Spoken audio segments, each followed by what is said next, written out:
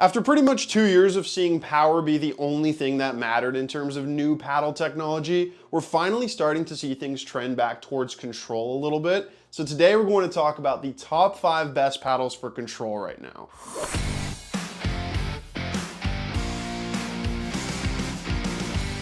Hey everybody, it's Luca from Rackets Runners. So it's definitely been a tough couple of years for you very control-oriented pickleball players, and honestly, it may not be such a good thing that the industry trended so heavily towards power. I understand why power is attractive, but for a lot of players, it may actually lead down a slippery slope. Banging your way through some opponents can work, but once you come up against a very skilled individual or a team, they can pretty quickly pick you apart with control. They start dropping balls into the kitchen and you don't know what you're doing up there, or you don't know how to reset when they're on the offensive, you're going to get burned. So by all means, buy a power paddle if you want one, but you may want to consider something more controlled if you're honest with yourself and you think it might make you a better player. The good news is that 2025 has kind of been the year of the comeback for control paddles. Gen 3s like the Yolas, the Gearbox Pro Powers, and the original Beta Ripple have come and gone, and now we've moved on to Gen 4 technology. Gen 4 paddles use full foam cores instead of the foam and honeycomb combination that was in Gen 3s. Gen 3 tech creates a trampoline effect that amplifies power onto the ball.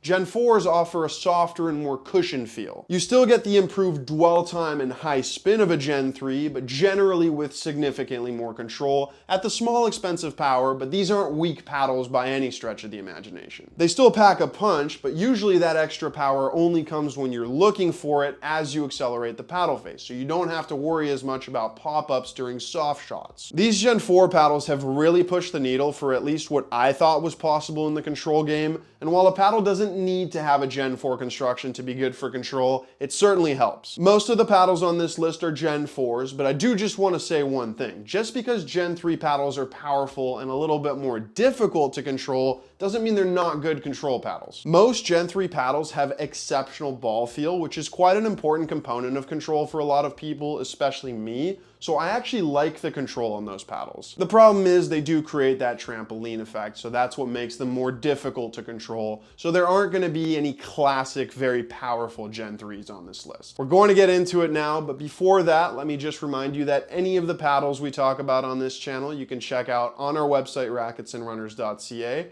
Also, please remember to like the video, subscribe to the channel, follow me in the store on Instagram, and let me know in the comment section what you want me to cover next. So jumping right into number 5 here, it's kind of funny because I said no Gen 3s, but this is pretty much a Gen 3 adjacent paddle. It's the Pickleball Apes Pulse, and just so we're clear, I'm not really factoring shape into the equation here. Yeah, shorter, wider paddles may technically be more forgiving in the soft game, but I really can't say they're point blank better for control, and I also don't want people who use elongated paddles to think their paddle isn't good for control because it's not here. So I'm really talking about the pulse line in general here, whether you prefer the S, the V, the X, or the E, that's completely up to you. They're designed the same way, so just go with the shape that you're most comfortable with. Now the pulses were actually marketed as control paddles when they first came out, despite, like I said, actually having a pretty similar construction to Gen 3 paddles. They have an extra wide perimeter foam layer that after break-in does soften up and develop a small trampoline effect, which adds power onto the ball, but the key word there is small. These paddles never get to a point where they're so powerful that they're prone to pop-ups or overpowering the ball the way most Gen 3 paddles do. What that means is that you have a long dwell time, but without a high trampoline effect, and that leads to a very nice sensation of control, similar to what we now get with Gen 4 paddles, but not quite to the same level of precision. There's still a small element of randomness here that's common on these Gen 3 designs. Sometimes the power level and sweet spot size can surprise you because they're so springy,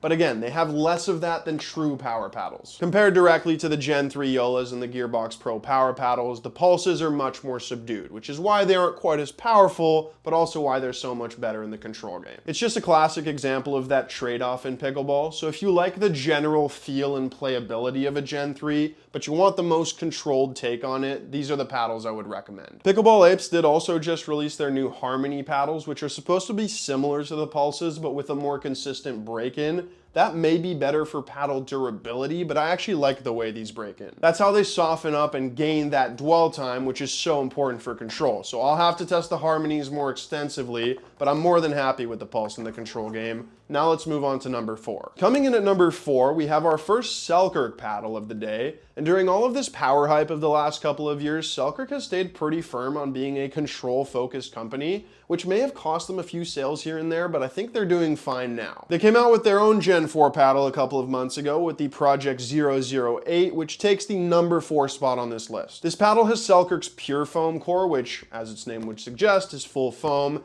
and it performs pretty much optimally in every characteristic you want for control. For one, it's buttery soft. One of the softest 16mm paddles I've ever tested. The dwell time is bordering on extreme, but that is what a lot of people want in the control game. A long dwell time gives you the ability to almost grab the ball while it's in the paddle face and guide it exactly where you want to put it. It's sort of like playing pickleball with a fishing net, if that makes any sense. Obviously, that's not a sensation that's going to be for everyone, but it does make players looking for ultimate control very happy. The 008 is also very muted, which isn't something that I personally love, but in this case, it's hard to deny that it doesn't help with its control profile. Muted and soft is a combination that almost guarantees that you'll never pop the ball up, which again is exactly what you want out of a control paddle. Then there's the sweet spot, which is very big, and that kind of goes hand in hand with the muted feel. Muted means that the paddle provides less feedback, but it also means that it plays more homogeneously all around the paddle face. Whether you make perfect contact or you accidentally hit a shot off center, you're very rarely punished with a poor quality ball on this paddle.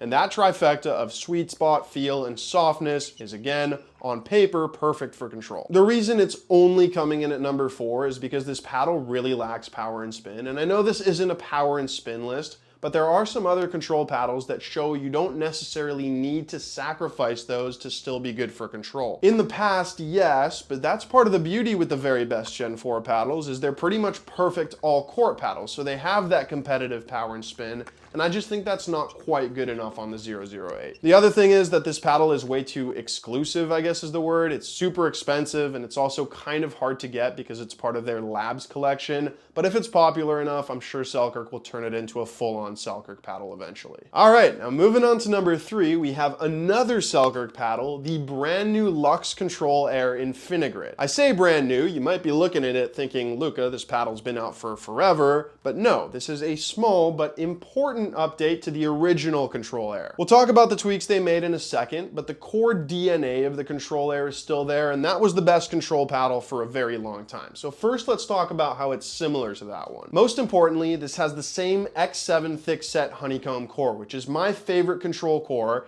It's super soft, it has an even bigger sweet spot than the Project 008, and this also has much better feel. That's really what separates this paddle from the 008, in my opinion at least. I know a lot of players prefer a muted feel, but I think if you can make a paddle less muted while still having a big sweet spot, that's a win-win. That's exactly what they've done here, forgiving but with plenty of feedback, and that's extremely impressive because this actually has a pretty classic construction. It's thermoform, but it doesn't have any of the extra foam bells and whistles of a Gen 3 or Gen 4 core, but hats off to Selkirk, they've always made very premium feeling honeycomb cores, and this is a great example of that. That fantastic feedback and connection to the ball just makes it that little bit better in the soft game compared to the 008, so that's why it's good for control, but what impresses me the most with this paddle is actually its well-rounded playability. Selkirk made 3 major changes compared to the original Control Air. It's 1mm thinner, much grittier, and they also widened the aerodynamic hole down here. Let's start with that thinner profile, because that should theoretically mean it's less controlled, but guys, this is a 19mm paddle. It's still very thick and very plush. If anything, it's more in line with what the industry feels like nowadays. It feels a bit more responsive than the 20mm core. It's a little more lively and more powerful as well. It's never gonna win in a firefight against the most powerful paddles, but it can certainly hold its own, at least until you find a way to bring things back to the control game. Then there's spin, which has definitely improved with the Infinigrid texture they're using here, but also this paddle's so thick that it has a naturally long dwell time, so you can really grab onto the ball and shape it. It's especially good in the soft spin game because of that, and also widening the wing design throat has made it even whippier through contact. So yes, this paddle is a little bit limited for power compared to the most powerful paddles, but for spin, it's really not. It's not the very best, but it's close to that level. So I know this isn't a super modern design anymore. Everything is pretty much thinner, all raw carbon with edge guards at this point.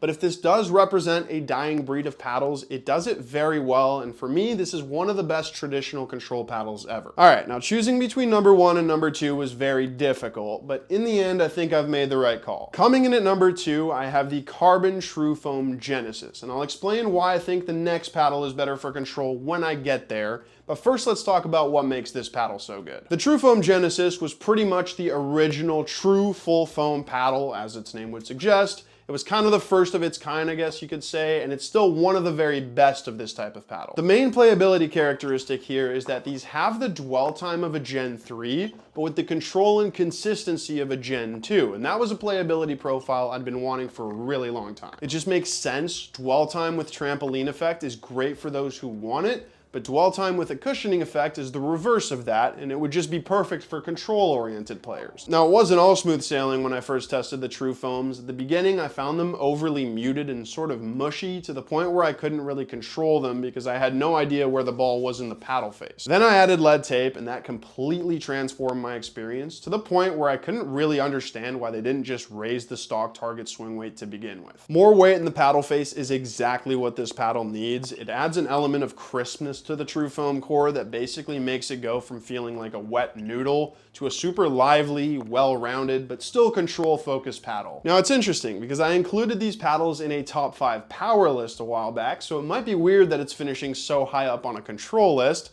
but that's kind of a testament to how well-rounded these Gen 4s are. These are dynamic paddles because they can be very soft on one shot and then much more powerful on another, and the True Foams are some of the very best at doing that. Dinks, drops, resets, they're all super easy, but also very consistent, which is important for a dynamic paddle. You want to be able to control that dynamicism, which is, again, a major part of the problem a lot of players have with Gen 3s. The spin is also off the charts here, again, once you add lead, which further reinforces just how far control paddles have come, because this used to be an area where they really suffered compared to more power-oriented stuff. Now let's move on to number 1, and like I said, it was a very tough decision, and the only reason the True Foam Genesis didn't take the number 1 spot is because of the existence of this paddle. It's the Honolulu Pickleball J2 FC Plus. Every good thing I said about control on the True Foams applies to the FC Plus, with slightly better feel here, but the real big thing is that this is better in stock form. Like I said, the True Foams require lead, and that's just not the case with the FC Plus. This paddle is 100% playable right out of the box. I do prefer to play it with a bit of weight here in the neck,